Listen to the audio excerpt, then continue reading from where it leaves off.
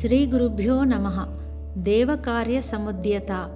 దేవకార్యాన్ని చక్కబెట్టడానికి ఆవిర్భవించిన అమ్మ. దేవకార్యం అంటే సమస్త సృష్టి కార్యం సరిగ్గా నడవడానికి అవసరమైన సువ్యవస్థ. దేహ వ్యవస్థను బట్టే లోక వ్యవస్థ ఉంటుంది. దేహం లేకుండా లోకంను చూచిన వారు ఉన్నారా చెప్పండి అంటూ ప్రశ్నించారు భగవాన్. ఉన్నది 40లో. లోకము సినిమా, దేహము రిమోట్. ఆత్మ అనే గృహస్థు తను ఉండడం కోసం స్వంతంగా నిర్మించుకున్న గృహమే ఈ దేహం. స్వంత గృహం లేకపోయినా గృహస్థు ఉంటాడు కదా, అలాగే దేహం లేకపోయినా ఆత్మ ఉంటుంది. కానీ దేహం లేకుండా లోకం ఉండదు.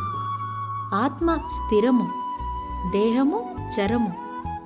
ఆత్మ నిరపేక్షకము, దేహము సాపేక్షకము. సదా ఆధ్యాత్మిక భావాలను కలిగి ఉన్నప్పుడు ఆత్మజ్ఞానం కలుగుతుంది. కామక్రోధాది భావాలను కలిగి ఉన్నప్పుడు భౌతికవాదం పెరిగిపోతుంది. ఆధ్యాత్మిక భావాలే దేవతలు, కామక్రోధాది భావాలే రాక్షసులు. ధర్మబద్ధమైన ఆలోచనలే దేవగుణాలు, ధర్మబద్ధమైన ఆచరణే దేవకార్యాలు. దేవగుణాలను మనలో పెంపొందించడానికి సమాహితమయ్యే అమ్మకు దేవకార్య సముద్యత అని పేరు.